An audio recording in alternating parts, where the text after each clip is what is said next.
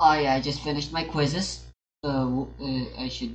Uh, mm, mm. Right, so my curiosity got the better of me, and I checked the announcements and stuff. Yao Yao and Dalhatham are still mostly a mystery, but since Yao Yao is a Liyue character and Lantern Rite is basically close to happening again, they're doing a the event will let you get a 4-star character for free again. And of course Yao Yao is on the list, which means I wasted my money. Well, technically no. Yeah, technically yeah. It's like my main goal. I don't even have to worry about pulling for Alhaitham anymore. Hu Tao and Yelan are next in the phase. So again, there's no need for me to bother doing anything with my primos until February, unless like I might be forced to in order to get Noel, but I have exactly enough already to get Noel in the February month shop. So man, I'm just really sad, so I'm gonna vent by playing card games on motorcycles since it's a new week. Is saying it's non-existent in the city. For those unfamiliar, I am located in quite literally the progressive capital of the United States, and boy can I assure you, there is still bigotry here. Whether it be Proud Boys marching through city streets or quite literal racially motivated terror attacks, this black and white painting of city and country life does an extreme disservice to the reality of the situation, acting extremely productive and downplaying the real-life experiences of minorities in cities. At the time of writing, a city of 500,000 had a shooting rooted in discrimination just a couple of nights ago, and the response from conservatives with platforms or in power has been too politically oppressed. Disgustus correctly refers to cities as a diverse melting pot, but this pot also includes those who hold disgusting viewpoints. Bigotry and racism hasn't managed to evaporate in cities. There is just a myriad of viewpoints and life experiences. Right, I'm this is timing when wrong Shoji again. finally makes his debut in the mini-arc as the talking head for the heroes. Because I hate Who myself. gets on the immoral high horse of questioning why they are attacking the hospital without any plan for the Ah, people it's Thomas' inside. birthday. Because last skirmish, the heroes evacuated the hospital before the battle really kicked off. The first issue with this is that this is one-to-one the same exact rhetoric used against any kind of social movement in the past. And if we want one from recent times, the BLM riots of 2020. For the unfamiliar, between 2020 and 2022, the US had experienced a wave that is arguably still ongoing, of civil unrest triggered by the extrajudicial murders of black people by police. It first started in Minneapolis with the murder of George Floyd, and quickly swept the entire nation seemingly overnight, with an estimated 15 to 26 million people having participated. With any large-scale civil unrest like this, however, property was damaged. And so instead of focusing on the failings of the state, public discourse would seem to be hijacked to focus on property loss rather than the unjust loss of life. This is the exact same rhetoric being utilized by Shoji, the person, you know, representing good. I will not disagree with the fact that the act of rioting is generally bad. Destroying locally owned businesses or businesses owned by people who are also struggling is not a good thing. However, there is another perspective to look at it from. Emile Durkheim was a French sociologist active in the late 1890s and early 1900s. He proposed an idea unique to his time, stating that crime is a bundle of fundamental conditions of all social life, that crime was a useful prelude to reform. To Durkheim, crime showed the rest of society the human needs that were not being met by the status quo. Instead of writing the rioters off as being bad people or focusing purely on the property damage, the more realistic and productive approach would be to examine why the riots are taking place, to recognize it as a product of need. The racial unrest in the United States and even in My Hero Academia are the results of decades or even centuries of racial frustration. It's nothing. When you have lived your life under this set of circumstances, with the boot of the oppressor on your neck that you chose to ignore, condemning them does nothing. Glory to the Shogun! After years of systemic disempowerment. This is also why I feel the idea of Flash! Don't waste my time. Your life is mine. Perhaps. Is he tapping into their individual struggles to get them on his side? It's like, but even when all that is said and done, taking out all for one will never be the solution to this. Strike! Regardless of being or not, No, lived experiences of racist systems, this is simply the spark being light to a power king that's been waiting for decades. It's These nothing. experiences will not disappear. If you to assign blame, Don't waste my time. everyone was responsible for building up those social conditions. Like, say, I don't know, the agents of the state that are essentially superpowered cops Starfall! to discuss this as randomly featuring dialogue. Flash! That's better or one charges are nothing to these disenfranchised people. A common argument is that we are simply trying too hard to link the betrayal of race dynamics and social response of MHA to real-world unrest, and that Horikoshi never intended for you to deepen that one. The reality of fiction in all art, however, is that it all holds some meaning, whether intentional or not. What many people like myself strive to do with interpretive analysis is to make readings of the text that are based in reality.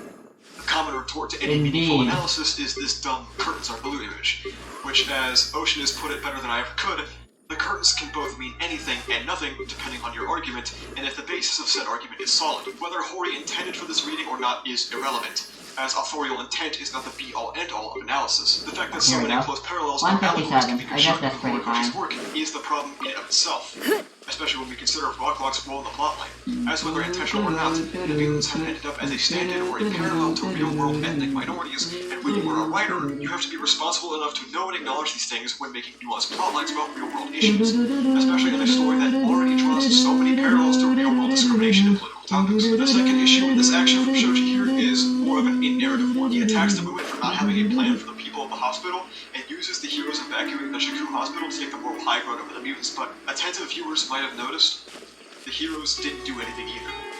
The heroes knew ahead of time that the hospital was a target, but never evacuated the patients. They never evacuated the doctors, and they never, at the very least, moved Kurogiri out of the hospital so the mutants would target it. Shoji is attacking the movement for doing something his himself neglected to do. It's not even like mass evacuation of an issue, as the entire premise of this arc was founded on utilizing the warp core to mobilize the hero arc in an instant. It's nothing. This served as a combined example as to why Spinner was turned into a mindless monster. Give He was up. asked where nobody could provide I'll protect us. within argument. One guy who was actually guiding Spinner also conveniently doesn't address the need. As Shoji tells him, he's about to send them back 30 years. What Shoji is saying is that by rising up It's here nothing. to violence, attacking his hospital, Give up. the optics of Submit. movements is going to be damaged, so he should stop.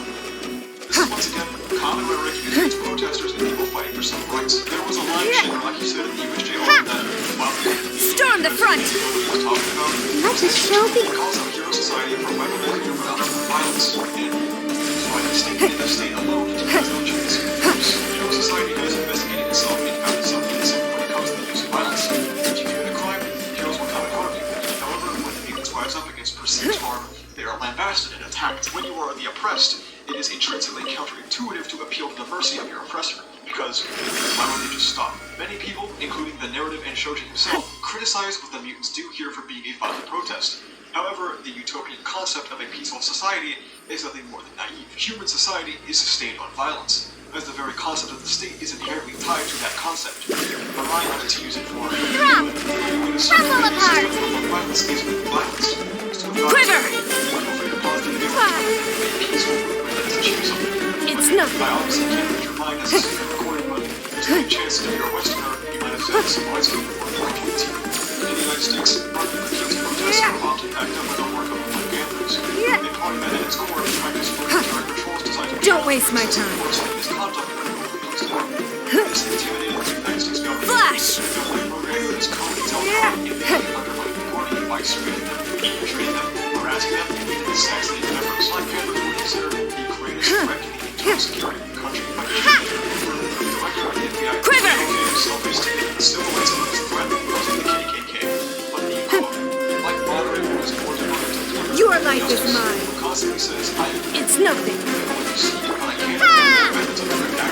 Starball! Flash. You wait.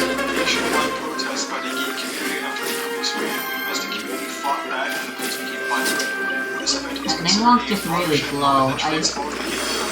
I hate using her. A lot of people like to say that Horikoshi is Japanese, so of course he wouldn't have the same understanding as Americans would about racism, as people in anime communities tend to paint Japan as a near utopia. However, some of these issues might hit closer to home than you might think. In 1923, Japan suffered from a massive earthquake to a region with significant Korean population, and as the local Japanese discussed the earthquake, rumors began to spread about Korean citizens literally poisoning wells, which set off a set of killings against Koreans, even coming up with codes to distinguish ethnic Koreans so that they could kill them.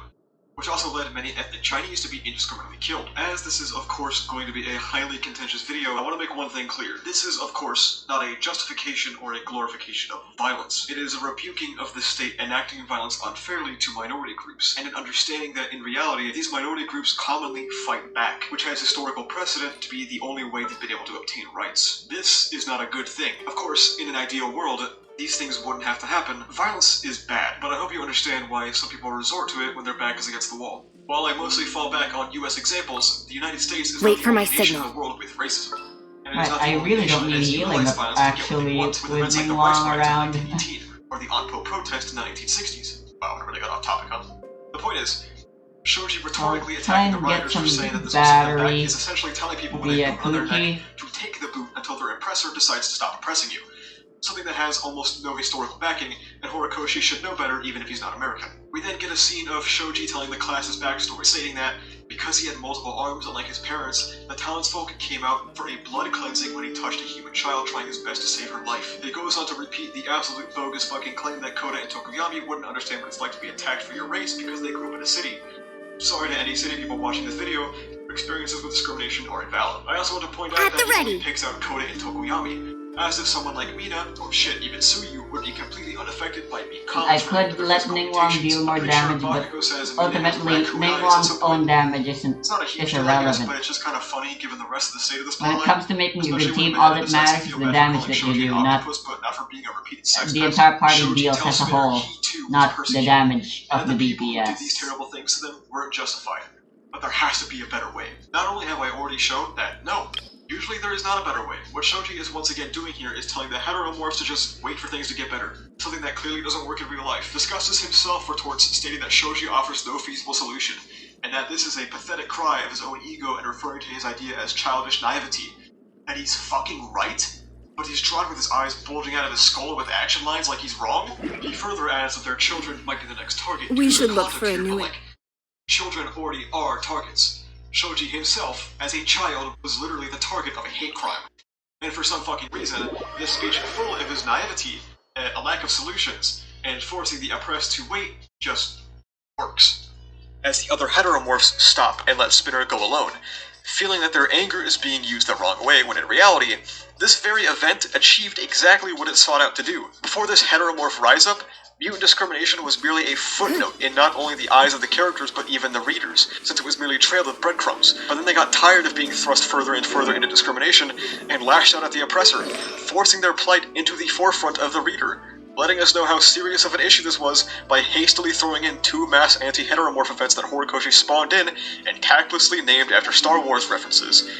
And now even heroes are aware of it. Like this dude who is sorry for the racism. Jesus Christ, this panel sucks. This plotline sort of wraps up with Shoji telling the rioters that the feelings that made them rise up today weren't useless or wrong, which, credit where credit is due, is the first correct thing he said in the entire mini-arc. However, he has to promptly ruin this by telling them they should use their shining lights against them to shine and expose the racists in society until they feel ashamed of themselves for being cruel. This is yet another fantastically childish idea presented by Shoji and by proxy Horikoshi. It follows this phrase that some of you might not be aware of in the land of politics.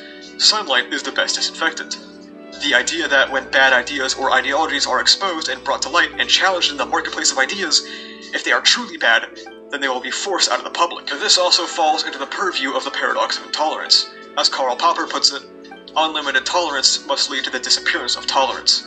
If we extend unlimited tolerance even to those who are intolerant, if we are not prepared to defend a tolerant society against the onslaught of the intolerant, then the tolerance will be destroyed. He does not simply say that the mere utterance of intolerant philosophies should be suppressed as long as they can be countered with rational argument. However, not all intolerance can be solved by rational argument. We should therefore claim, in the name of intolerance, the right not to tolerate intolerance. We should claim that any movement preaching intolerance places itself outside of law, and we should consider incitement to intolerance and persecution as criminal. In the real world, allowing people to be openly racist and hoping the exposure of that brings them down has never worked a single time. The United States is a nation very familiar with the history and atrocities of the intolerant, yet they only continue to seize power and add even more groups of people into the intolerance. When they are allowed to act out in the open like this, they are not disinfected, instead the infection spreads. In a study by Richard Rogers called Deplatforming, Following Extreme Internet Celebrities to Telegram and Alternative Social Media, he follows highly popular cases like Alex Jones and Milo Yiannopoulos. who have been swiftly and effectively removed from the public sphere. And with that, their audience and revenue has been reduced as well as their potential reach. It also helps to demonstrate a shift in what is considered acceptable on social media. I know I'd be better off with Bennett than Amber here. As a privileged member of society, whether it be in real life, as people Maybe who don't even suffer the same Candace. oppression, or But in the my reason great I have deal of Amber who works as a weapon for the state, is that because people she should has have a to bow. just sit back and hope And in the for toxic overworld, users a are bow simply is run quite an harming important them, tool to or have. simply debated out of the Ning Wong which does is have usually range, the but like biggest when issue dealing with that enemies you are on seeking to towers protect, and other as hard they to face reach unending areas, violence until one day in your the utopia, characters are everything just too disappears. stupid to auto-attack My to. academia's view on racism is terribly naive and childish, which would make sense given this is coming from a 16-year-old until you realize this 16-year-old is basically just acting as a stand-in for Horikoshi's real thoughts. The last and final argument that people can use to defend this horrible, terrible, and unfortunate plotline is that it's a shonen manga, so we shouldn't expect super in-depth portrayals of real-life race dynamics. And in a lot of other series, I would probably be inclined to agree. However, just because shonen is a genre generally aimed at teenagers, and noting that Weekly Shonen Jump is actually mostly read by adults, I just know him as the guy that that's in here to pick up crabs or They've whatever. already had that surface level but quite acceptable messaging of racism happens and that's bad. But the series itself is the one that decided to delve further into these dynamics and dip into real-life trauma with Shoji's mini-arc here. Much like it did for others with the Todoroki family subplot. A plot that some people can unfortunately deeply relate to, but the plotline in particular was handled with an absolute ton of nuance and respect, never painting Endeavor as correct or his victims as wrong. Horikoshi is capable of portraying things in a nuanced manner, even if it's a shonen manga. He just didn't here because these are probably his real-life beliefs. Again, second disclaimer, Horikoshi is probably not a racist or a bigot. He is just extremely uneducated on these topics and should have done even the amount of research required before deciding to tackle this topic in a highly popular manga series. Shoji Koda was discussed his cover. Don't waste my time. Thank you so much for watching. Like, comment, subscribe. Submit!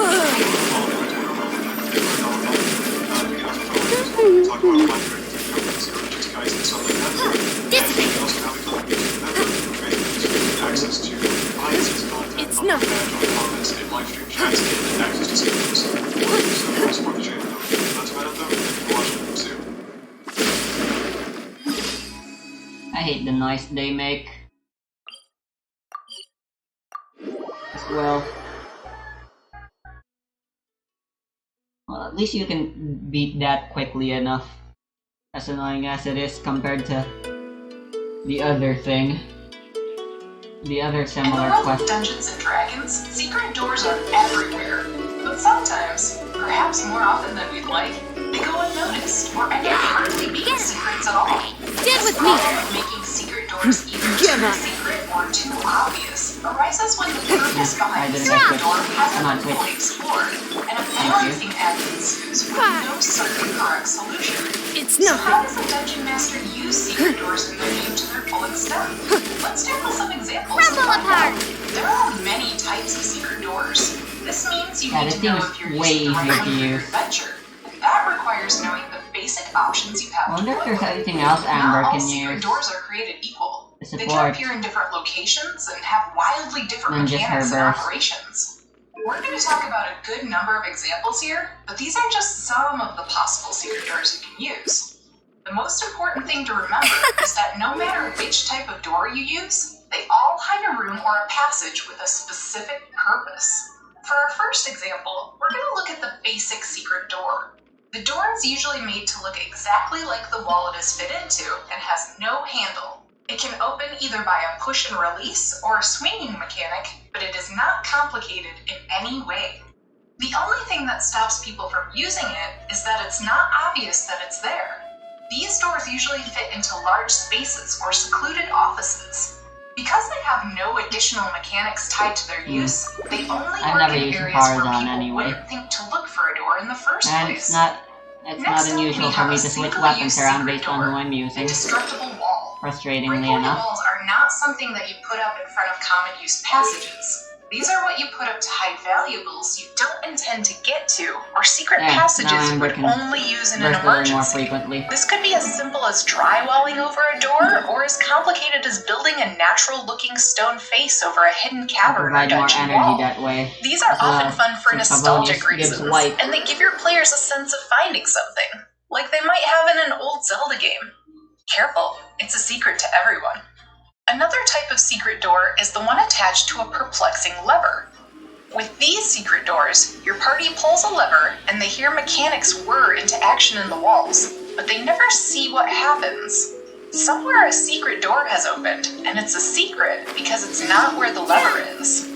If you want to make these Out of very my secret, you can put the doors on a timer so that the door closes after a certain amount of time passes.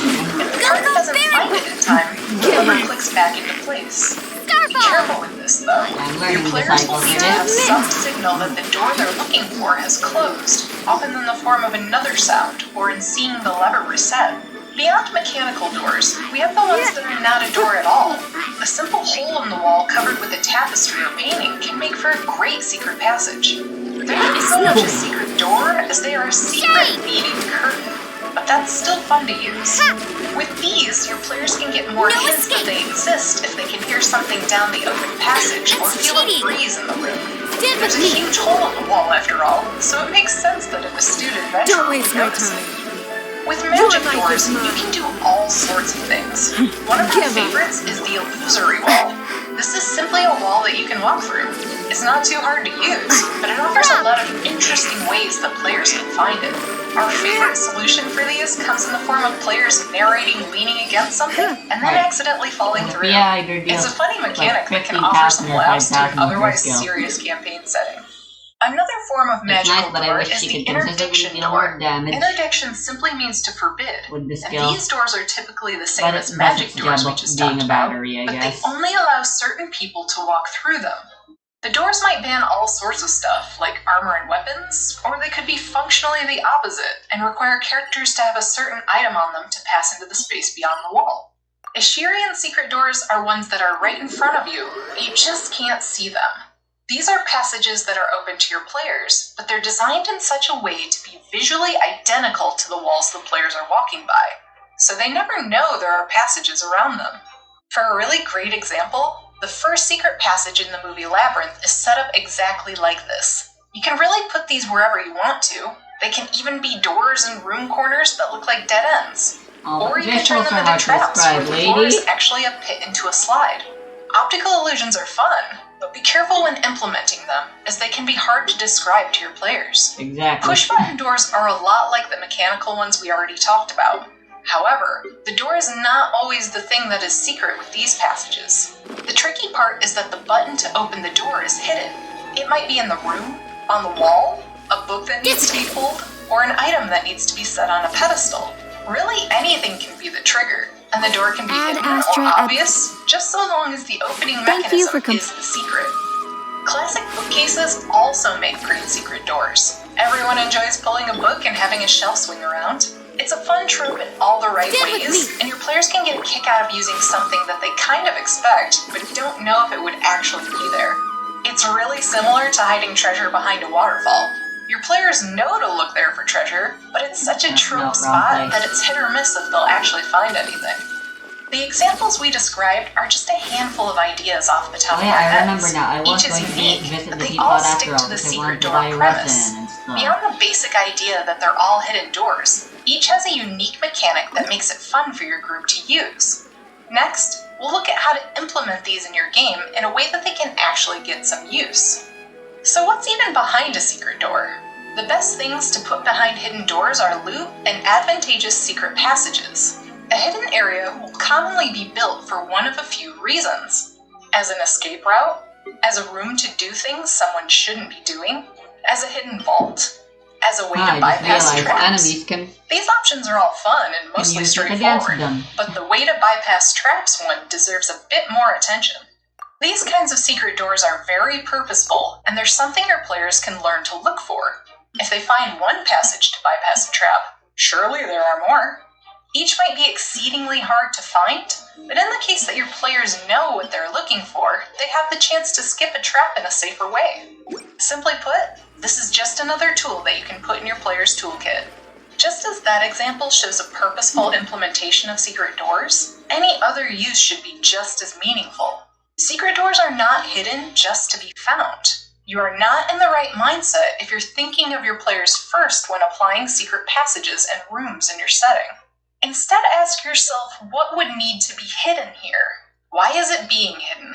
An advisor to the king might have a secret lab. A dungeon might hide shortcuts for those who maintain it. A meeting hall might have secret escape routes for members in case of a siege.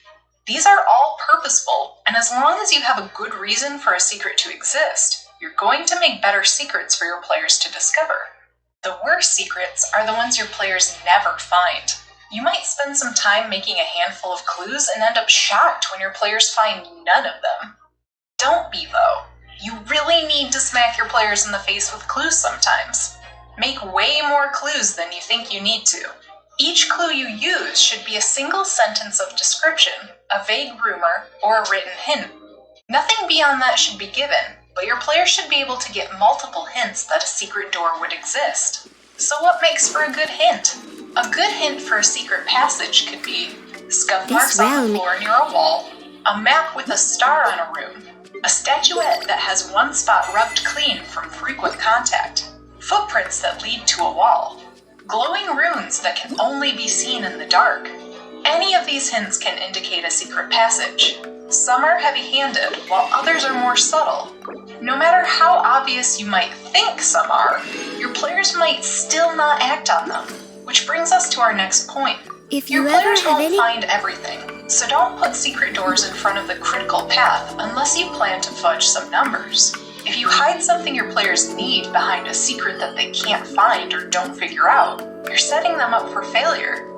Instead, put optional rewards behind secret passages. And if you need to put story-critical stuff behind secret passages, make sure there's a way for them to fail gracefully instead of just ending the storyline. In our opinion, secret passages should never be revealed with passive perception. This might be divisive, but it's often much better to have players find clues with passive perception, and then have them either use active perception checks to find the secret, or let them take 20 to do a thorough search of a room at the cost of time. Even when players take the time to search, there is no guarantee that they will succeed. They still have to beat the DC of the secret, or in roleplay, reason out how they would find the secret passage in the first place. In our games, we often reward players who describe the process they use to deduce where a secret might be by either giving them advantage, or if they hit the nail on the head with their description, we let them bypass the roll altogether. This rewards them for listening to your descriptions and for synthesizing new information based on what they heard. Wherever possible, you should reward your players for this kind of play because it actively makes the game better for your whole group. To be completely honest, you don't need to set a DC for doors ahead of time. You can by all means do so, but it won't necessarily make the scene you're running more fun. Secret doors should be hard to find, that's the point. So setting a high DC would be the natural state of things. However, your players might walk right up to a door, know it's there, and then get a bad roll even on advantage and not be able to figure it out. Don't do this. Instead, let your players reason through a scene and set your DC based on what they know. The more they know, the easier it should be to find and figure out the secret passage, thus lowering the DC. Give your players advantage for particularly good sleuthing by augmenting the DC to match the difficulty of the situation paired with their knowledge. This makes the role more attainable, and the reward feels more well-deserved. Secret doors can be a ton of fun, but they're often cloaked in mysteries that will never be uncovered unless you're careful with their placement. The point of these secrets is for your players to discover them, but not without a bit of effort. By pairing the correct type of secret door for your setting with a logical purpose for the secret to exist, you give your players more room to connect the dots themselves and feel clever for their work. Then, if you design your clues with a careful eye for detail and adjust your DCs on the fly, your players will have a great time finding at least some of the hidden doors you tuck into each of your dungeons. Let us know in the comments about secret doors you've used in your game. Bow! If you want to reveal other secrets me, to your worm! games, check out our other videos and subscribe to the channel. Illusion shattered! Sure! Everyone hold hands! Share your knowledge!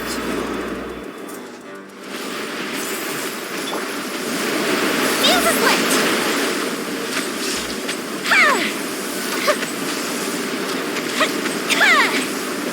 Be more human!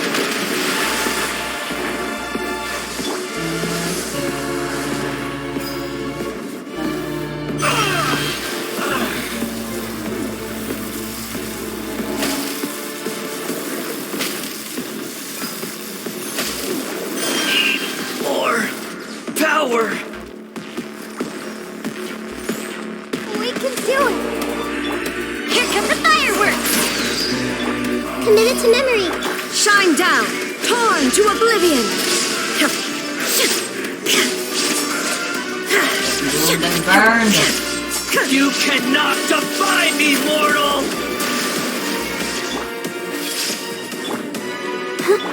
My endless cycle begins! Oh, that hurt.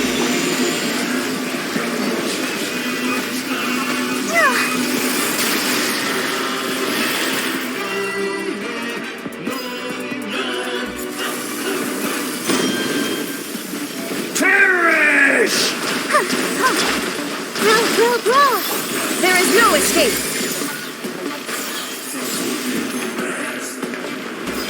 Sure! Ah, they're disabled.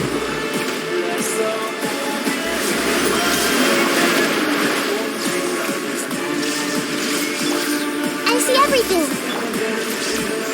Feeble human! Time for a light show.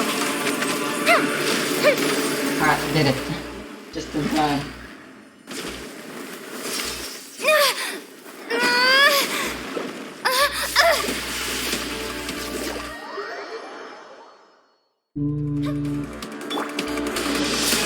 A thousand eons, mine to dominate! Ah, really? Concerned. Hey! I'll protect us. Burn to oblivion! Oh,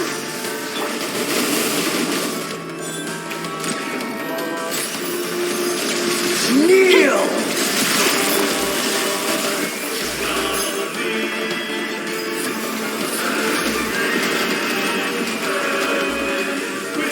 Full charge.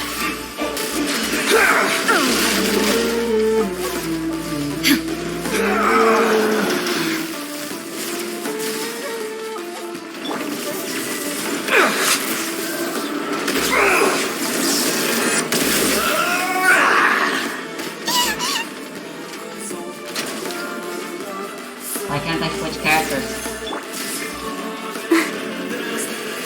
Reality is pain! Good riddance, cruel world! Illusion shattered. let the fuse is lit.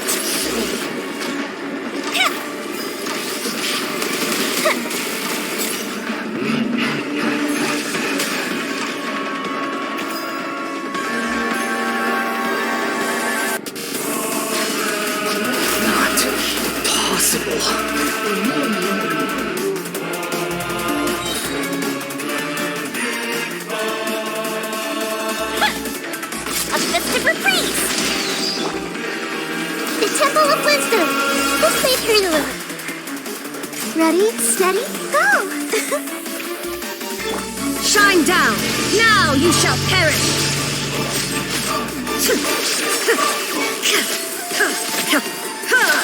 I can't lose it all again.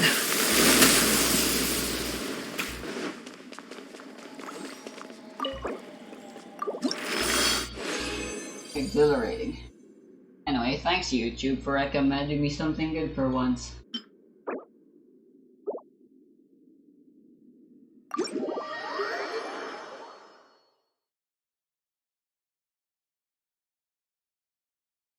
Uniqueness of the map. HQ is pretty protected. You got black boats just in case. But now let's talk about the players right here. We got Humida and Poland. Now, if you guys have been following Advanced Wars by way of lore, you will know that Poland actually toppled Inkigar, who reached above 17 freaking 100. The first player ever to do so. Before Go7, before LJVD, before Voice of Akasha, before anyone, he got to 17 freaking 100. And he lost to Poland. Now, Poland himself, he's not a 1500 player. He's not a 1600 player. He's actually a 1400 player. Pretty good, but not upper echelon like you might expect. Some might think that Inkigar, he got a little too cocky, he got unlucky, etc. But Poland is a pretty damn good player. Now, he's a top 10 player, I believe, currently in Standard, or thereabouts. I want to make a different team against 1400 Raiden player. Shogun. Humida, on the other hand, a little bit below that, a 1300 level player in standard. Still pretty damn good.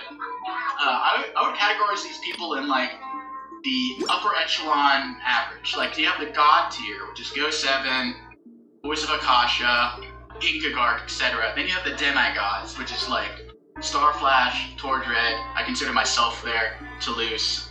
I'm probably forgetting some names. Then those are the people in like the top 5. So the gods are just always like top 1 or 2. This is apparently for The Balance demigods are like top Scaramouche. 1 through 7-ish, or 2 or 3 through 7. Then you have like the very good players, and then like who are in the top 15. And these guys are like the top 15 area. Well, Poland is at least. Humida might be a little bit below the very top players into the upper intermediate. So we got like a good categorization going on here. Poland, like I said, I think he was ranked number 8 when this is recorded, and Humida 17 or something. So anyway, now we have the introductions about the players. Let's talk about the matchup here. So I'm going to give you a little DG test right here. This is a 2-base map, and you're just looking at it. It's tier 4s. You got Jake, Adder, Cole, all the other ones. Jess is also a possible option. The Chowder Dragon team is What do you actually think is the best? perfectly fine as it it's is. between Jake and Adder because they just have the best power and they're typically the best. If you had to guess, I'm going to give you a hint. I think Jake and Adder are the 2 best COs here, but one is better than the other. I want you to take a look at this map. Take a look at how this map is not the setup, but what is I'm here. on the map that would make one better than the other. There's 2 things that stand out to me that make one CO better than the other. I'll give you a second to decide for yourself. If you get one of the 2, I'm still happy for you. Alright, so on this map, I would say that Adder is actually the better CO over Jake. Even though that I'm a Jake fanboy through and through, typically I pick Jake over Adder. The reason why I just pick Adder over Jake on this is because it's a 2-base. 2 bases, Adder's typically better, for 2 reasons. Number 1. I want this it's gonna team to be be less good for infantry. both Signora So and it's gonna be Boss. harder I for want there to artillery. be an So artillery are Electro. not going to be quite as good as they typically are because you're going to have less infantry walls, because you're going to have less infantry because there's only 2 bases you can pump So out. this team is actually kind of good. Also, just not a very good artillery map in general. This is Hurry definitely a tank map. Math It's definitely a for no copter one. map. Number 2, I the could bigger go reason. Dory. Wait for my 2-base signal. maps, copters are more The rest prevalent. too You know why dangerous, copters and are there's more no prevalent need in for 2-base maps? energy. Because you need unit count. Unit count is king. If you watch my videos, income's great, unit value is great, but unit count is the ultimate decider of most games. And you want to get unit count pumping 3 units at a turn. Copter, tank, infantry, copter, tank, infantry, copter, tank, copter, tank, artillery, whatever. Let the wind You want to lead. pump out a copter. Maybe even a bomber if you can afford it. This is not looking like a bomber map though. Fighters, etc. So you want more copters to make up that unit count. So in 2-base maps, I think Adder has the advantage over Jake for those 2 reasons. Artillery are typically less viable because of less infantry, and also copters are more viable in general. And they're also pretty good on this because there's a lot of mountains and rivers and you can weave in and out, and copters are pretty just damn good over on this map. So for those reasons, I think Poland chose the better option than Adder, coming from a self-admitted Jake fanboy. So I think this would be a pretty good matchup though. This is a clash of 2 civilizations. Adder versus Jake is one of the best rivalries in Advanced Wars by Web in Tier 4. Tier 2, I'd say What'd they Jake do and this Andy's time? the best matchup for like, the closest matchup. Tier 2, I'd say it's probably Max Eagle. Like these are just the best matchups you can get. Tier 1, maybe Von Bull, a Hawk perhaps. Or Von Bull, Sasha actually probably even better. So there's a lot of great matchups, and Jake Adder is just one of the key matchups in Advanced Wars by Web in general. So I'm excited to show that. So there's the clash of civilization. Another clash is the clash between property income and unit value and unit count. Now, in this match, it'll be quite obvious. One of them is going to have the unit count most of the game. The other one's going to have the most properties of the entire game. Let's see which playstyle wins out on that. Typically, it's unit count, but things can change with matchups and etc. So, without further ado, let's get into this game because it is a banger. And we're off. We got Humida on the left and the Orange Star, the Ready Boys, and then we got Black Hole Poland on the right. So typical infantry opening, you want to go for the forward properties. There's not that many good chains on this map, if any chains whatsoever. So typically you just want to go forward, get forward caps first because those are more aggressive. You're not going to be able to capture those later on. So no one's capturing the back. Busted. Everyone's forward. Inferior. This isn't good. Time to go. Like it's a recon and map. That's why I'll settle this. Our bond is strong. Like I said, Jake and Adder. Barely a scratch. Sweep the land. Barbados. Guide us. Game's up. Fun's over. Got a tank on the side here, not in the middle. Probably here because I have it down here.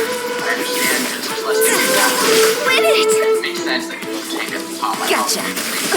No tank is better or versatile. Dissipate. There needs to be a lot more capture going on. Full blood! Lightning falls on the land of eternity. Do not copter, tanks, already have a bit of pulling or building an early copter. Quietly now. Get extra unit count, put the pressure immediately on the side over here. Within 2 turns, they're gonna early capture over there. Now we're gonna have to respond with an artillery or yes, the This spark is eternal. Things are about to get dicey. In spirit! I swear by my sword, there is no lightning terrified! See? Fire, fire, can't fight fire! Ruin, my blade! Busted! Witness the final calamity! Here in the middle, multiple, a lot of versatility. This copter did not attack the infantry yet.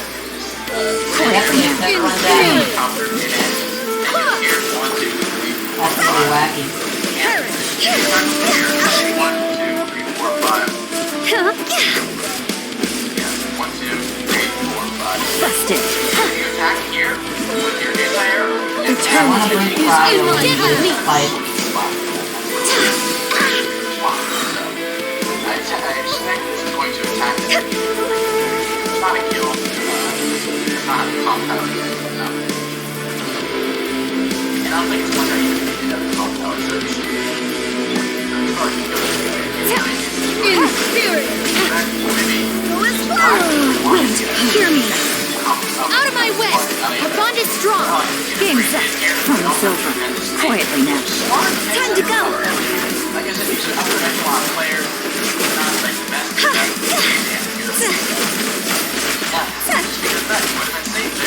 Not been hit. Like I said. However, sparking the copter by Poland, using it up Lightning, here. obey me! I swear by my sword, this road, a fleeting shadow. That's why you have to Absurd! So Humina now investigating this copter Only after Poland has emptiness. already built 2 copters, now 3 copters. Like I said, copters are good. Now it's making a little more sense. Like I said earlier, it makes sense. Adder, better than Jake in this matchup. We don't even see an artillery in this matchup so far. All we're seeing is copters and tanks. And anti-air. So, and there's some pressure over here by Poland. I'd say Poland is a better early start right now. I think Poland's position is more sound. They have similar unit counts. They both have similar unit kills. However, I would take Poland's in a heartbeat. It's not crushing or anything. It's like 52%. I applied for 48%. vacation. It's very close. You remember too, But I'd right? still take it. Now the copter spam has also begun for red. Like I said in the earlier video between me and Starflash, 17k baby with 2 base. Copter tank inf. Copter tank inf. Every turn, 17k is a beauty. We got 15k on each side, so they each need 2k more. Black is putting a lot of pressure over here. Red is not putting the same amount of pressure over here, so Poland is going to get these properties pretty easily, I would say. Or he's probably going to interrupt it right there. Probably get interrupted both of them, actually, but he does have copter pressure. I do like his pressure. Healing. He's doing a little pincher strike, and the Against tank's over Miara. there. And the tank's in a nice little position right there. You can block some shit if you get in the way right there. Yeah, I'm like Poland's position right now. Very, very heads-up play. But Humida, a smart cat. Wow. Better watch out for that. Boom interrupted as I thought. Tank going over there. Yeah, he's not going to allow Poland to get this. Who's our and target now this he's putting his time? pressure over here on the strong side, I would say. Like I said, the converge over here is the strong side, pushing a little further, but still technically the strong side for red. I think A this little team can push. work. Not allowing that cap, but those infantry are going to be deaders. They're going to be hurt. Let's see if Poland can actually attack this copter, or if it was a free copter test. Team What of do you tanks guys and think? shields. Even when we're Good, not okay, it does looking up damage at to the the copter. stars. But the copter is going to be killed by an anti-air. However, there's another copter in space. This tank is probably going to go down here. 1, 2, 3, 4, 5, 6. Oh, he couldn't get it with the power because it's a force. So that was actually not a very good play by Poland to put the tank there. You allow a free copter. So I to guess base this is just because they're the going to train Scaramouche copters. team This now. copter's going to die to the anti-air. So actually, Humida got the better bargain right there, I'd say. But Poland's got a lot of power in the middle right there. Boom, boom, boom, baby. Triple threat. These are a little out of position. They're going to stop the top properties, or at least that. Yeah, he'll stop both these properties. So mission accomplished, but he gave up the middle in the process. That's what Poland did. He's like, I'm going to attack both at the same time. And then he destroyed one. Like, I got you, but then came in the middle in the end. So nice little diversion. He lost a few units. I like the diversion now. Like I said, Poland's playing pretty heads up. He beat Ingigard for a reason, but Humida's pretty damn good too. Now this is interesting. I've never seen this before. These two infantry, 4 HP, 1 HP, they hide in the black button. And I was like, okay, I guess bloom is actually count. pretty useless here. But you'll see something amazing. Now that I think about it. It's something Ready for I think anything. Gene would be I've better. never been to. I'll do They that hide in the next black. week. Like I said, this is a weird ass game. This is a banger game. That's all I'm gonna say.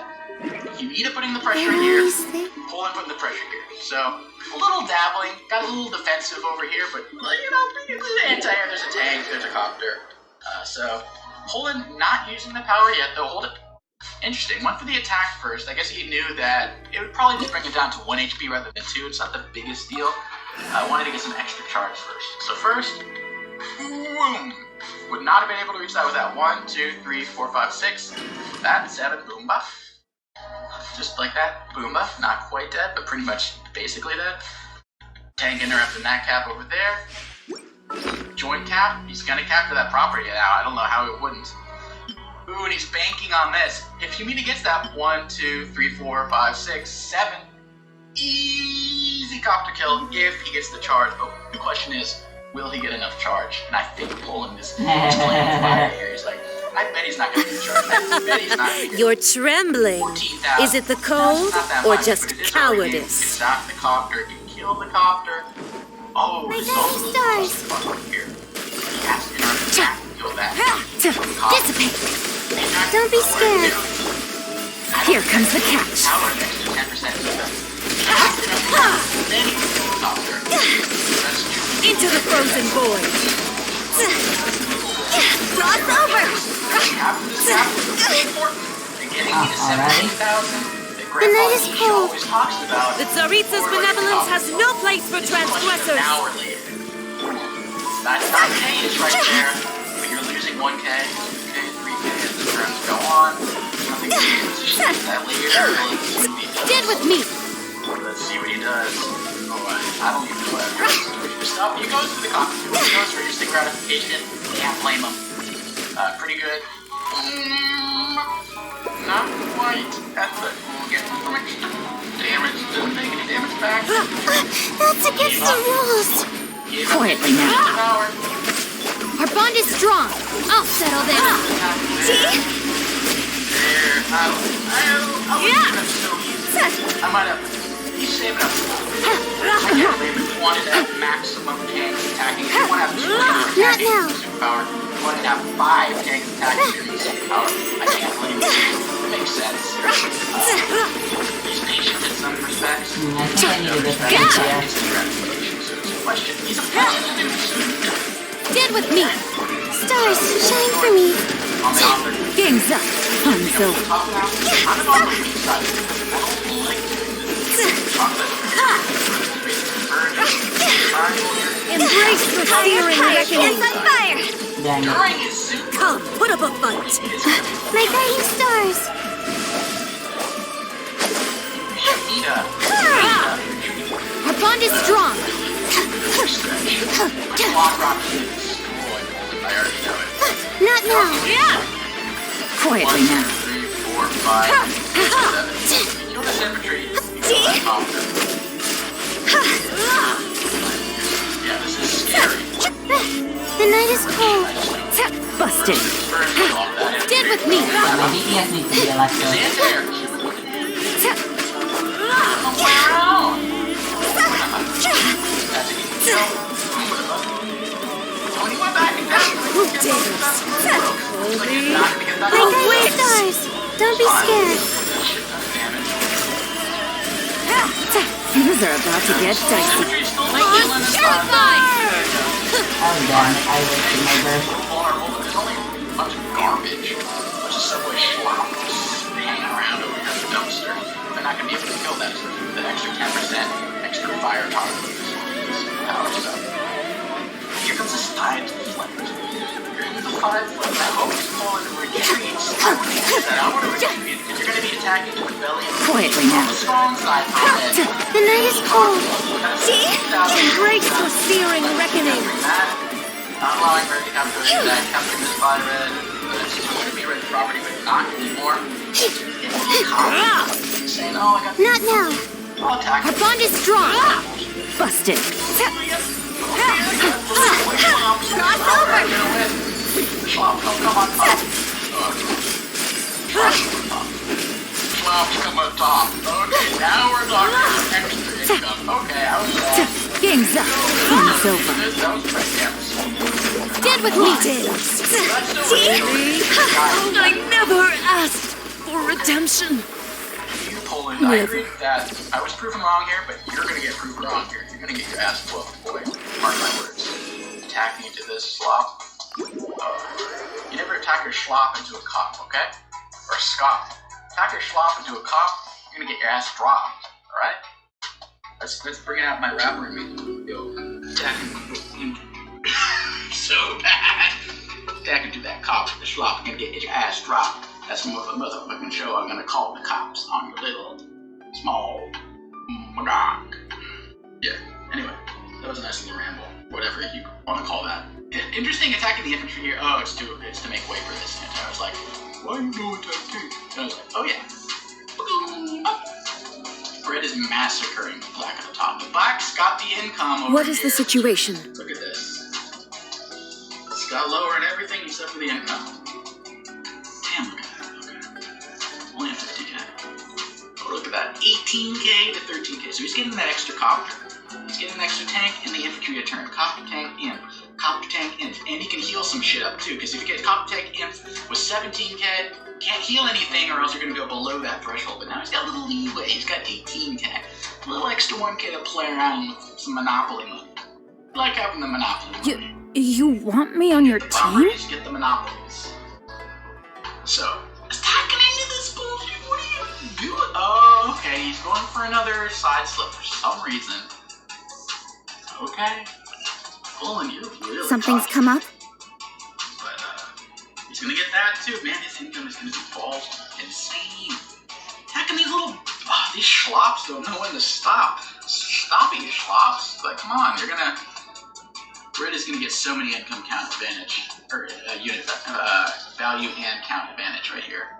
Boom! Oh, you know what? And I Red's think getting Gona pretty well, close to super. actually, He's near the maybe. HQ. He's probably going to get that. It's only a 3 Yeah, more but capture I'll units still too. need a pyro. Gonna get that corner property. These are a lot more units than these little 3 tanks. 3 musketeers, I don't give a shit. Just looking scared. Builds his first artillery. He's like, you know what? I'm Jake. I gotta build Nardi, man. I feel bad picking Jake. He was the worst pick here. I admit it. Now I gotta build Nardi to make up for it. Get that extra bonus range during superpower, you know. But here comes the Schlop.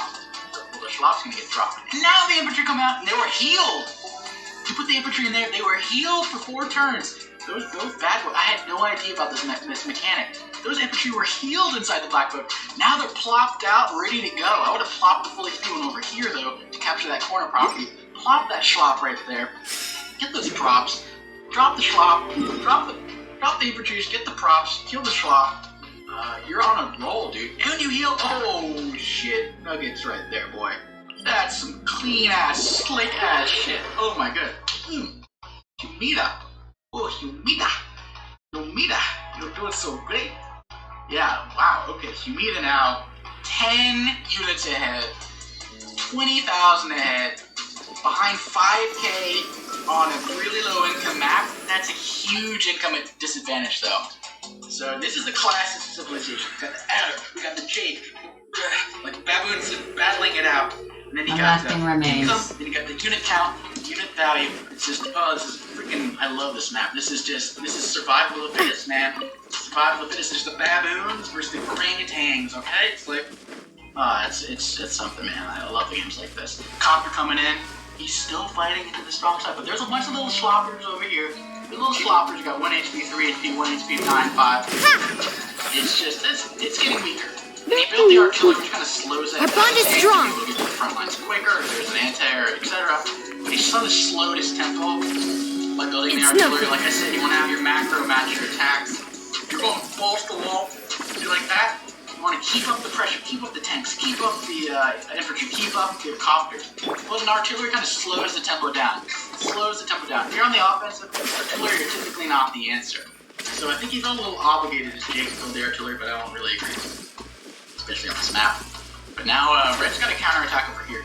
So that's the first thing he's gonna do. It's doing the same mechanic. Ah, Recapture. Can't reach that. Go, Baron Buddy! Recapture. Put the tank Stand here. with me! And they're both recaptured without a side slip. You can do that. I would do that. Tank here. Block. Boom, boom. 15k. 17k. You're already getting back into the fight. The Schlop over here, I guess a bit problematic he knows when to stop the Schlop. He's is retreating. that I can't I always have a blame shield. The artillery. I don't think the with this artillery team. will I don't play. have a He's shielder. gonna go back and refit.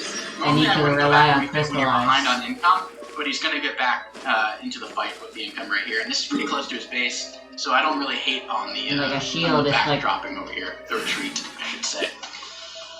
But now Poland, he's not gonna get a slash slip, so he put the little How I tank in get the my corner. These damage are bonus both and stuff. guaranteed Humidas, so he's doing good.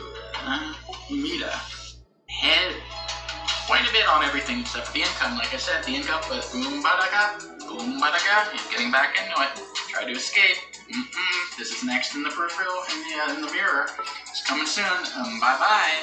Unit count getting even more ludicrous. For the income now. He needs to press. He needs to get the income back. He can't allow Poland to sit on his ass. I want to see everyone's Start building medium constellation tanks, which you again. can't afford. Start building bombers, which you can't afford. Neo tanks, I don't care. Oh, okay, he's going full Jake right now. Interesting. He's going full grit right now. That's not even a Jake move. Grit. This is exactly what you do. Oh, right, it was Yun's in behind there. Check. on income and head on units and value and count. You don't want to go back and sit on artillery. You want to get tanks. You want to get artillery. You want to get copters and infantry, dude. Like, I don't like this passive shit, dude. I don't like this passive shit. You do this passive That's shit, cool, you're I gonna get hit by a guess. massive, okay? It'll be a catastrophe. Okay, that's very good. I don't know. It's just the hoodie that brings out the rapper in me. So yeah, so passive.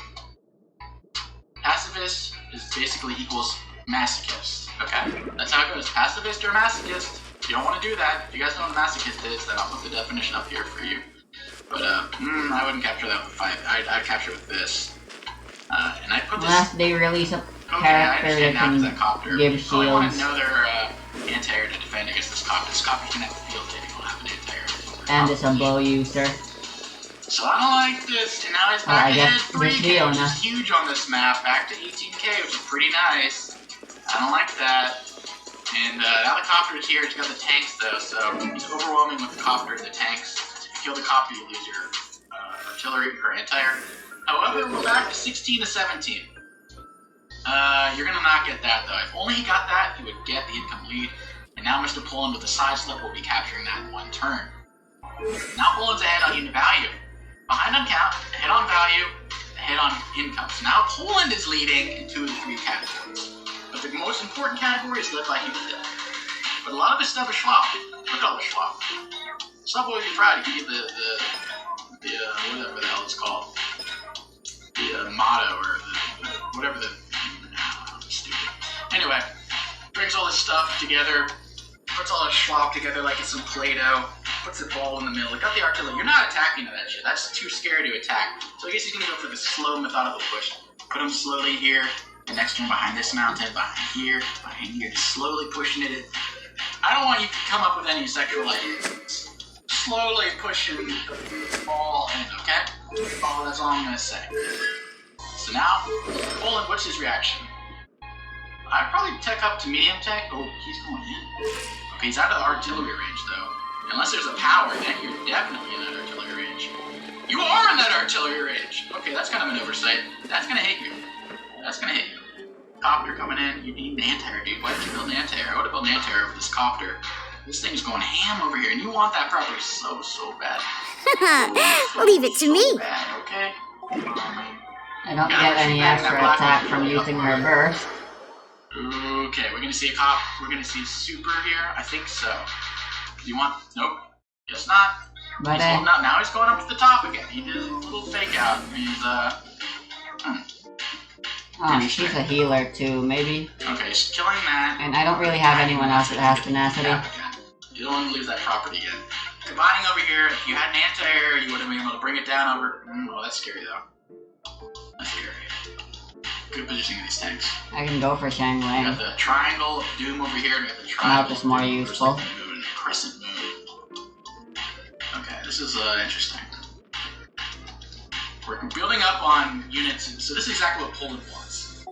If you're behind 6 units and it's like 14 units to 20 units, that's a big deal. But if you're behind 6 units and it's like 36 units to 42 units, it's not as big a deal. Oh, we got So the Razor more it this goes time. on, the more income piles up, the more units pile up. The advantages that Humida currently have diminish. So Humida, come on, buddy. You need to put that gas on. You need to put the foot on the gas. You need to freaking plow Mr. Poland over here, okay? Poland, though, he's fine chilling. He's pretty chill. He's got his crescent moon. He's got a shit ton of copters. My God, like he said, 7K. Look at all these copters pumping out at me each turn. He's got 6 copters. My God, 6 to 5 copters. Actually, they both got a lot of copters, but added copters are better. They get movement during the power. Alright? I mean, I guess, okay, Jake copters, yeah, you get the extra planes bonus, that's nice, yeah, right, okay. Okay, so Poland not getting that property either, look, okay, so it's gonna be pretty close in the income as long as the red doesn't blow that over there. So Humida should be pretty happy with that. Look at all these little floppers. 3, 4, 2 HP infantry. I can do it. Heal that little bad boy up. You got the unit count. Put that shit over there, man. Come on. Come on, man. Copter, there you go. That's what you like to see. Doesn't have the 17K for that, but you'd love to pump that out every turn. I'd probably put a tank over here, though. You're gonna get blasted. There's nothing protecting those infantry. You're gonna get blasted, dude. Yeah, see? Easy free hit. Side slip coming. Oh, he's gonna attack him a bit, sure? Oh, that's gonna be scary. He's gonna attack him. Got a lot of units. I would be passive. You got the income advantage. You wanna... Alright. Poland is aggressive as fuck. Oh, he did it because he wanted that. Okay. He wanted to capture that, he wanted to capture that. And he won't be able to stop that. Oh shit, that sucks. Well, Poland's getting the income advantage again. That's just Poland's deal. But he's also attacking, he's going full baboon. He's just going like straight into the belly of these. Let's see how punished he gets. Oh my god, he's just going What is this shit? Okay, you're gonna lose like 3 to 4 copters. Oh my god. Yeah, you attack an infantry. Look at these artillery staring you down. What's up with the lag? Oh my god. So, I'll be switched Poland is out ahead in into units. special, which is Poland good. is ahead in unit value. Poland is an income. 2 of those things are definitely going to change during this turn, though. This is going to hurt. This block rod's going to... This sucks for Humida. These 2 right here, he's going to be down to 14K, and Poland's going to be back to 19K. 5K advantage is enormous on a small income map like this. Enormous, I can't overstate that. But he's going to get mastered. First things first, kill 1 copter, kill a tank, kill another tank essentially. I mean, if they have 1 HP, they're essentially dead in my opinion. Kill a copter, kill a tank, I another actually want tank, cryo. copter, almost kill an anti-air. Got a little defense on the road. Kill that tank over there. Just look at all these massive kill infantry. See, you can't stop that. You don't have any units, you don't have a tank to even attack that tank. I would have built the tank like I said. Why didn't Push you it build the off tank for a over here, fast dude? You would have switch. protected that and that infantry. But all the same, Poland now behind 8 units, behind 30,000. So yeah, Poland Well, shoot. got slopped. You got slaughtered. Slaughtered. Look at that. 160,000 essentially to 90,000. 60,000 in damages on a low-income map, 2 bases. That is freaking insane. Also lost 8 units. Ouchies. And that's bullshit. That's such a slop. That's gonna die. That's gonna die. Like, these are not strong units either. Like, Humida. No anti-air. These copters are coming in. You're gonna get yourself base locked, dude. You better watch out. No tank there either. Like, dude. Like, oh man. Just not producing from the correct bases. Just always building tanks here. Build some tanks in the middle, dude. There's nothing to capture here anymore. You did that. What are my orders? It made sense, but now you need to get your ass out. Put some vehicles out there. get some kills, dude. But luckily for him, Poland's going raw We're all Babu. dead. He's just going straight into the artilleries over here. Straight into the copter madness, the tank. He's got less units, but he's still going. Poland is something. Both of them do some things really well, which is why they're not in the top level, or even the demigods. Do some things really, really well. Other things, not so much. It's like when they're doing something well, they feel the need to do something bad. Like, I would just go full ape over here. I don't know why you're attacking to this. Luckily for him, he is outside of artillery range, so it's not terrible. But the artillers are going to move forward next turn. Kill that. Copters are going to murder some stuff. Now you just move the artillery forward. Proper positioning. Kind of shaky artillery position. I probably would have put infantry here. Artillery on that so it protects the coppers from that anti-air over there. Because you can't really attack it with that. And then like another artillery like here. But more close to the front lines. These are just kind of on the wayside over there. I don't really like their positioning by this artillery. I think it did a poor job positioning that. All the same, it's going to be ahead 30,000 in unit value. He's ahead 14 units, over 30,000 in unit value. Damn, but the income. See what Poland can do. Poland, he's suffering, but he's got the side slip up his sleeve. Alright, got the side slip up his sleeve, okay? Copter. Here comes the tanks. Ooh, going into the belly of the beast. So maybe he would have been artillery, but yeah, that's the cost of coming into the belly of the beast. Bye-bye. So, ooh, another tank coming in. How did that move? The artillery bad position and they still got hit. Imagine if they were in good position they still got hit. Like, it's still better to have them in good position and get hurt than to, like, put some bullshit in the back. Get blasted regardless. But look at this income. And he's gonna get that one too, probably. There's nothing in position to stop that. Brits. Oh, man, it's just... You can just class of civilizations, man. Here come the artillery, get some damage in. Poor battles by Poland, but he's getting the income. I mean, it's working. He's getting the income. Now he's down. Oh my god, he's lost so many units. So many units. Finally built a unit down here. A vehicle. Finally. That copter has been going to town, boy. The copter's been chilling. Like the copter, boom, boom, boom, boom, boom, boom, boom, boom, boom, boom, boom, boom, boom, boom. He could have almost trapped it last turn, actually. He couldn't quite because the side slip would have allowed him to kill the unit that goes right here with this 1 HP right there. Close to a trap, but not quite a trap. Kind of hate to see it, but he would have gotten that anyway. It looks like a close trap, but he would have done it. Anyway, I was thirsty.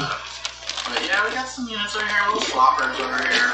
We got the artillery, or anti-air and the copter. Finally, I had a lot in 14 units, and he's ahead 50%. 30,000 and 60,000. 30% more. I could have. It was sloppy play. Just pretty ginormous. But like I said, Poland's not out of it, man. He's attacking from Black Book. He doesn't give a shit. That copter's been going to town. Doesn't give half a shit. Are you joking me? Why give up now, man? Just keep harassing and doing damage. But here comes a block rock. Ahead 9 units. Even after Poland's turn, he's ahead 9 units before even creating his own units. Granted, look at all the schwab. 2, 1, 1, 2, 3, 4, 2, 1, 1. Like when you're eating a Subway sandwich. I wanna try the normie deck. Just like that, he's using it. Just find them. I don't know. The power. Maybe he should have. He's going for it though. Pressing maybe as much as the HQ can right now, actually. Positioning of that artillery. Positioning here, he's going back there. That makes me think he's going for this. The copter's gonna go through this. We're gonna have this. Kamisato Ayaka, present. We do Cryo at least. Size over here, but unit value, unit count is shit. The income is high. Finally, copy. Finally. Property. I think that this count is 50%. Finally, he's gonna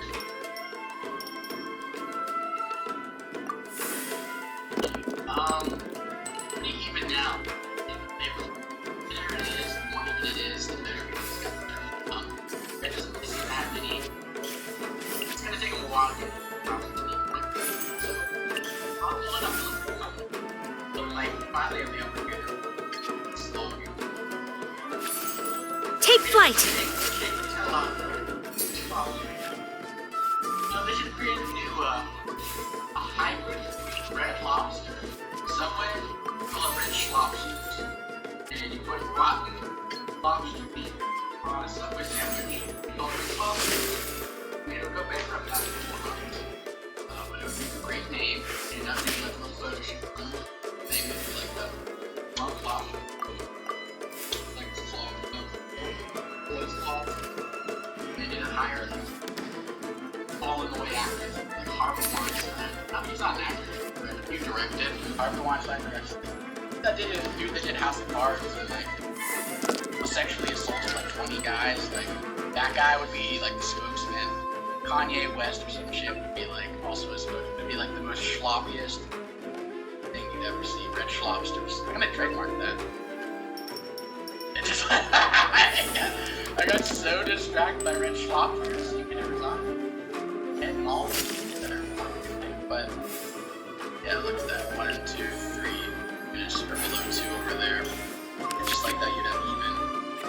Poland pulls it out. Poland pulls it out. And Zach was able to make it. Let's finish this quickly. Rare occurrences. Unit income came on top of unit value and unit count. Oh, he's still frozen. Somehow Oh, it the comes frozen to applies you it. gotta The play hydros properly. He did a lot of great happens at the start phase. Holy That crap. copper got so That's dumb. so much damage. This copper did so much damage in terms of like instructing caps, just harassing, blocking, royalty, gas. Like that copper got so Speed of light! because red allowed it. He didn't build new vehicles. He didn't build tanks. He didn't build artillery. He didn't anti-air superhero. He only built infantry. I don't know why. You're in the middle. You want to build vehicles there. You want maneuverability. I get that. This is the strong side, but still do. 1, 2, 3, 4, 5. 1, 2, 3, 4, 5, 6. You're over here in 2 turns. 1, 2, 3, 4, 5, 6. 1, 2, 3, 4, 5. Okay, so you're over here. First over here. I understand, but still, dude. Still. I built it. Because he didn't. He allowed copper to run rampant. Kamisato Ayaka, present. Captain here. I love the black book mechanic. Don't get me wrong. Learn something new every day. But both of them I just had a bunch of slop. You can slop them, mop them. Mop up the slop, and you get the props. Okay, so go ahead and mop up the slop, you get the props. Easy. If you learn that like first grade, mop up the slop, get the props. And get the props. So, anyway guys, hope you enjoyed. Hope you guys learned something new. And see you guys next time. Peace.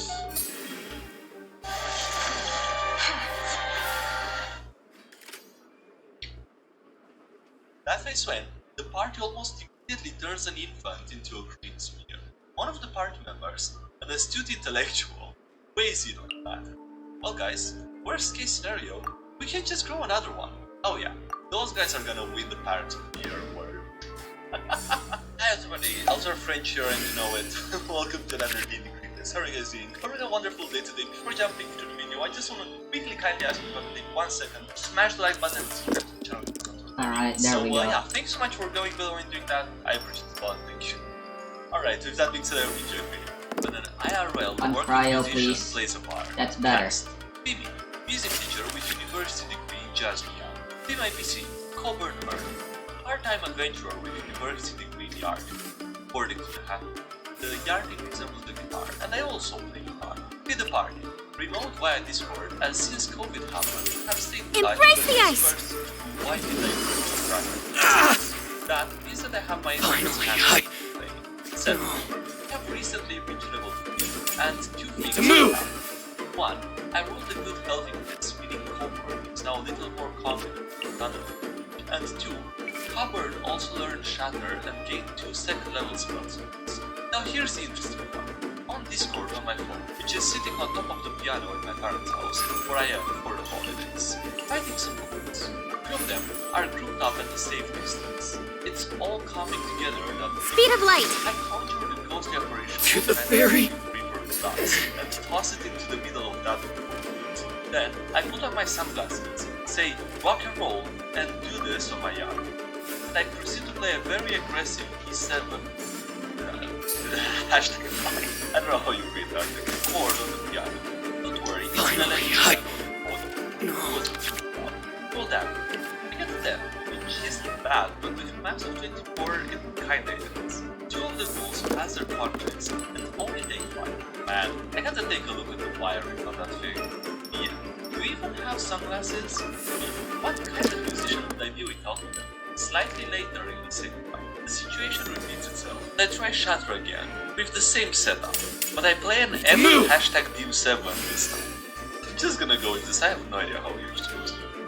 F-sharp diminutive 7. But this time, only one of the ghouls passes the con checks, so I got that one for me, which is nice. Diminished, I just not have to get this thing to diminutive. My bad. music supply. They'll know what to do. A bit later, again, out of 2nd level spell slots. Still a bunch of ghouls on the field. Leroy Jenkins at MP3. Speed of I light. run it. Okay, this time I'm going to forgo Defender and instead drop the ghostly apparition of a Vox AC30 on the ground. It's lower power, but who knows what will happen. Play D#E and I roll a 14 on a max of 16. 2 ghouls fail the con and are knocked back 10. Now that's what I call, on sunglasses, getting rocked. The sweetest random encounter I've ever had. Mimi, huge undead chaos dragon level 20 wild magic sorcerer, formerly human and recently dragon. Getting tired of everyone freaking out whenever they see me without knowing who I am. First time I showed up unannounced, I was shot twice and had a bottle thrown in my face. Even my own family have screamed in terror and fled at my appearance. Oh well, guess I just have to get used to it. Going to local government to get citizenship information updated. Technically don't need to, dragons aren't regulated, but I don't mind. Official, old ally of the party, needs to see dragon form to confirm the story, but dragon form Are you going to hold a far too festival? big to fit inside. Go outside to a small plaza to demonstrate. Shape change into dragon. Go from being 5'10" to the official not even coming halfway up my leg, which he taps to verify no illusions. Sound of a mug being dropped and breaking on a nearby balcony. Scaring people just by standing still, and I'm starting to feel bad. Verbally try to reassure people that I'm friendly. Notice one person who doesn't seem afraid. A small boy walking his dog has stopped to look. He's pulled out Fire a small hazard! sketchbook and a stick of charcoal. He's sketching. Make eye contact before going back to how I had been standing and staying still. Boy continues drawing in his book before walking up and holding his sketchbook up. Lower my head to look down and see the 2 sketches that he did. They're simple, but the start of some skill is shown. Give a wide, closed mouth breathe. Boy gingerly leans in and poops me on the nose. That's adorable. He rips one of the sketches and hands it up. Gingerly take the paper and place it into my bag of holding, thanking the child and complimenting his work. Boy smiles before leaving with his dog. Say farewells to the official that I had been meeting with before promptly flying off to a nearby store to get the drawing preserved and framed. I Alright, return to the I'm party safe. giddy in a way that I've never seen before, showing off the simple yet so meaningful sketch to everyone. The DM actually drew the 2 sketches during the interaction, which made it so much better. My party How chucks useful words you while have it been, was setting Leben. up. Mimi, DMing a D&D game with Pokemon and Pokemon cards. Peanut, my 2 players, one obsessed with his beloved Bulbasaur, and the other who was a little more creative. I make an area where Pokemon can't die and is dangerous, but plan multiple ways around. Party, let's head through the center. Okay, whatever. Party sets up camp and leaves 4 Pokemon as guards. The Pokemon roll saves against getting lost in the dark area. Bulbasaur and the Sneasel get lost. Party panics. Take out Gyarados and Rookidee and make Gyarados chuck Rookidee into the air. I'm speechless. Rookidee miraculously lands safe. Party tries to ask him what he saw. Party remembers that they have no idea what the Pokemon is saying. Decides that the next logical step was to chuck another bird Pokemon, Pikipek, into the air. Pikipek is Here sent come the tumbling back fireworks! towards the ground. And the party remembers that the area's defining trait of it is that it's a no-fly zone. Jesus Christ, that's a big F-up. Yeah, that's, I feel bad for that Pokemon, Jesus. It's not alive anymore, is it? Should have expected that. DM announces that the next campaign will be inspired by ancient Greeks and their mythology. Very next day, all 3 character sheets come in. Paladin, Cleric, and Warlock, all worshipping Dionysus. This will be one of those campaigns. Whose one was that? Okay, so it's a kind of grape harvest, winemaking, yeah, stuff like that. Specifically the intoxication and social influence, but also the patron of agriculture and the theater. God of So, merrymaking, baby. Yeah. The Adventures of Face Mimi, Gian, Peanut, one sane person, and 5 absolutely lunatic. Playing a homebrew space fantasy setting loosely based off of 40k. Like 40k, orcs are farmers. Party kills an orc the size of a castle. This thing would effectively be a demigod to the orcs. Mad scientist of the party decides he wants to rip its face off. I the await side- your instruction. Oh, sure. Mad scientist stashes it away on the ship and promptly forgets about it for like 2 months. Since orcs are fungus, the gigantic orc face goes into the Bard discovers them. It calls the Bard Dada, despite him being a dwarf. Bard decides to name him Face Baby. First thing that Face Baby wants to do is kill the Bard. Face Baby makes a grand drawing of him and Dada murdering and cannibalizing villagers together. Bard is so proud of him and wants to humor him by taking him into combat. They plan to keep him safe by having the Bard levitate him really high up so nobody hurts the fella. Bard gets absolutely bodied and loses concentration. Face Baby only has 6 hit points. Face Baby takes 9 points of falling damage. Face Baby begins making death saves. The party eventually ends combat and barely saves Face Baby. That is when the party almost immediately turns an infant into a green sphere. One of the party members, an astute intellectual, weighs in on the matter. Well guys, worst case scenario, we can just grow another one. Oh yeah, those guys are gonna win the Parents of the Year award. Oh, that was a beautiful story, Jesus. I really enjoyed that. The power of friendship and gambling. Vivid, new BDM, running a modified Lost Mines of Phantomver, about to start session 1. Peanut, Artificer, Monk, Rogue, and the Blood. 20 minutes before the session, a friend wants to join the campaign and has to roll up a character. My apologies! And both the Monk and Rogue wanted to create new characters too. I reluctantly and they speedrun character creation. New player rolls up a charismatic Rogue, and the Monk rolls up a fighter, and the Rogue rolls up a Warlock. Alright, let's do this one. I still don't have enough energy. High Charisma Rogue, Artificer, Fighter, Warlock, and Blood. Character introductions go fairly smooth. Rogue tries to play poker with other party members, but no one wants to. Artificer causes shenanigans with his paper spray. TLDR, Take flight! got turned into a puppet and agrees to play. Stakes are 5 gold for Rogue versus a sandwich from the Artificer. Artificer wins and gives the sandwich away. So far, so good. Dead horses mark a golden hour. The fight goes well. Kamisato art! Sometsu! Now the last one is standard stuff. After the fight, Artificer starts beating the dead horses and makes a circle around them, claiming to prevent them from coming back to life. Worded a bit weird, but no harm done, I guess? Rogue starts playing poker with one of the restrained goblins and wins his weapons. Takes a gentle nudging to get the party to go to the goblin's hideout, and they go after a short rest. Playing with friends is fun, but hard to remember the rules. With the Rogue playing poker with the outbreed goblins, perfection, and the Blood Hunter staring at the goblins to make sure they don't get out of something. Incidentally, the Rogue is now convinced that the Blood Hunter has a crush on him.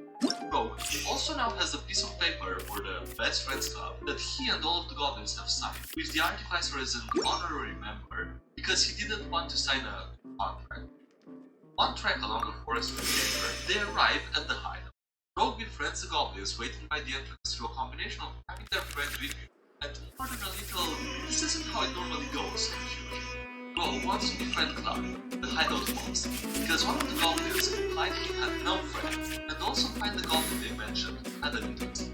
It's something I admit to. Befriended goblins weren't but this doesn't stop. What could go wrong? Rogue sneaks on ahead alone. Rogue sees the wolves chained down and gives them, but fails to befriend them just I'll ensure your safety. continues sneaking around and eventually gets caught.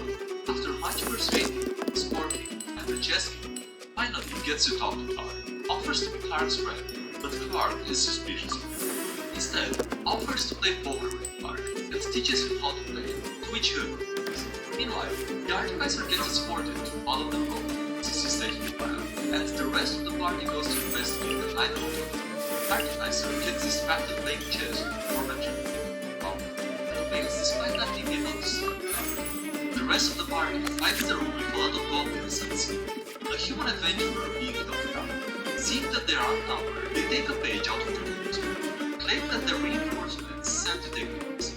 Lucky for them, the big bad has more than just goblins for them. Unbeknownst to the party, managed to make multiple deception checks in this advantage and walk away with a reasonable amount of money. Cut down playing poker with the party. Current stakes are 4 silver on the road versus some rations with Clark. Road wins and the party. He runs away with the prize before Clark. On the way out, the road has situations that he wants to hold.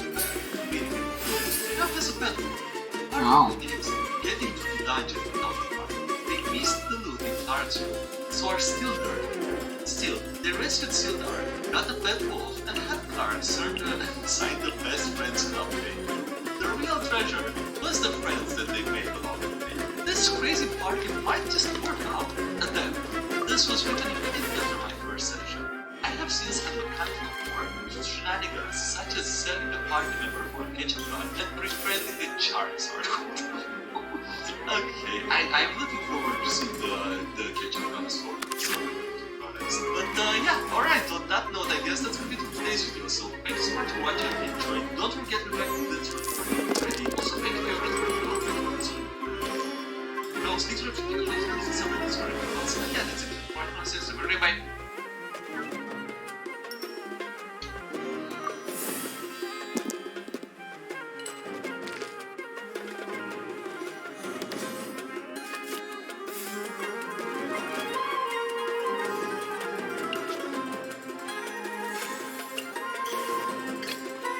In the name of the Prinzessin. By royal decree.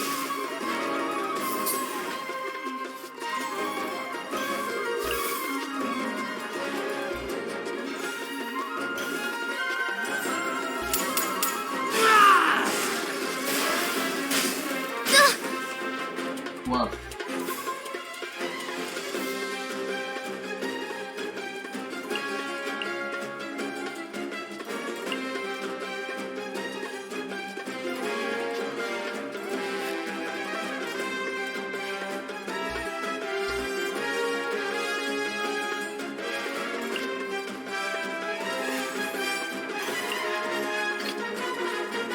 I'll ensure your safety.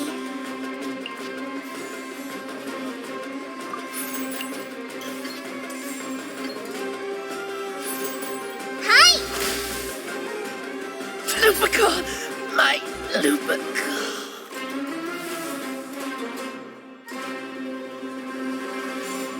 Fourth, my blade. Ah.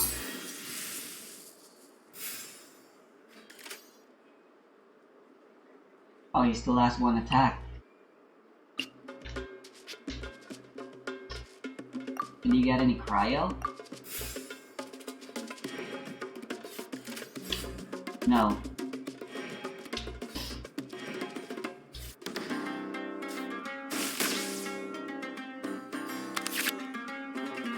What vehicle am I gonna use because we are running out of options? The Jet Bubble, the Sneakster, the Off-Roader? I can't decide, so I guess I'll use them all. Jet Bubble, Peach Gardens, I like my chances. Jet Bubble does not have the best drift, but this track doesn't have the tightest corners, so we can make it work. And it'd be interesting to see Geralt on the Mach Bike. Pretty sure Geralt already has 2 wins. I thought they had one with the Mach Bike already. I'll consult the leaderboard after this. DPC 99, Luigi Mach Bike. What other combos we got on Peach Gardens here? Let's see. Oh, Try this on for size. Dad's in third now. Let's put up third. This will probably connect. And a blue shell in there. Get into the Peach player. Oz, reveal thyself. Evaded MPEX by pixels. Just sharpen my spear. Pretty scared of people, so you can go the opposite way here. Gonna go slow, watch for back greens.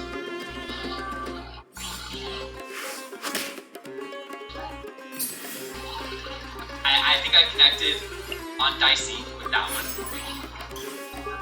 And I actually pulled the mushroom. I slowed down a little bit in hopes the full speed item. I didn't really came through that we don't get squished. Oh, Elise is on Flame Runner now.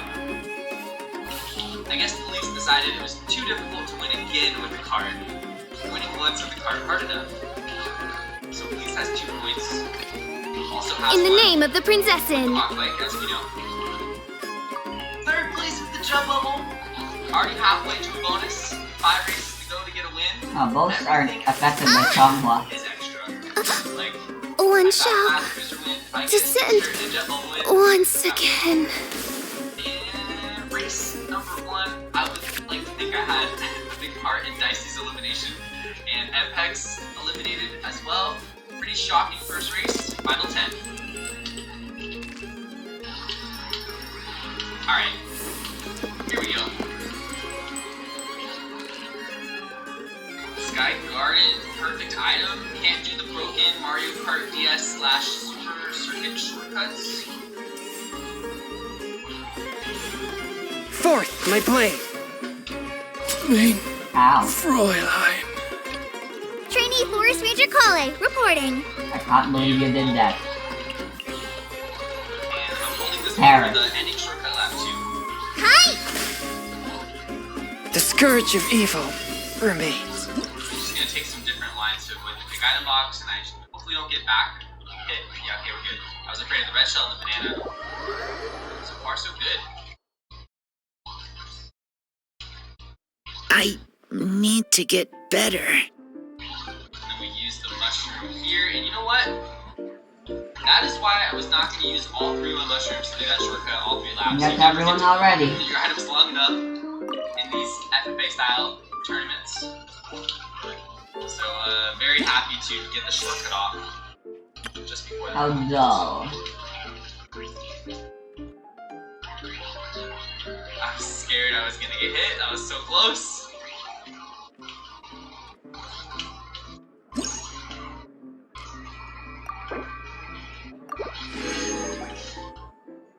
I'll go get Jean. Why is she wearing her alternate outfit?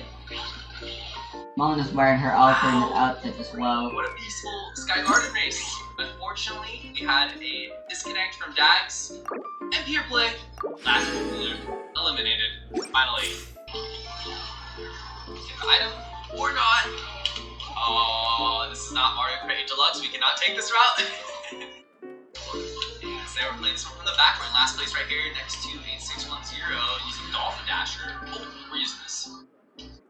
And this is going to be a great bullet. It's going to get a lot of mileage. Never mind. Not the best bullet. Wow, the item box took forever to... I'm getting tossed around everywhere.